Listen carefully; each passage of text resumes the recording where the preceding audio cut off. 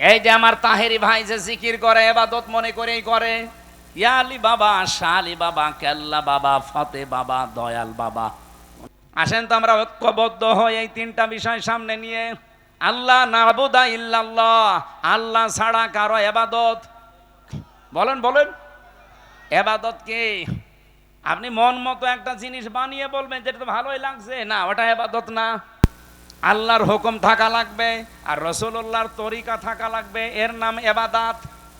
তাহলে আমরা যা ঐক্যবদ্ধ হতে চাই, শুধু মুসলমানরাই আমরা ঐক্যবদ্ধ হতে চাই এই কথার উপরে যে আল্লাহ ছাড়া আমরা কারো ইবাদত, কারো জিকির আলোচনা আর করব না। এ বিষয়ে যদি কেউ রাজি থাকেন তাহলে আসতে পারেন, যে আমরা আল্লাহ ছাড়া কারো ইবাদত করব না। রাজি আছেন না? আল্লাহর সাথে আমরা কাউকে শিরিক করব না। এখন শিরিক কি?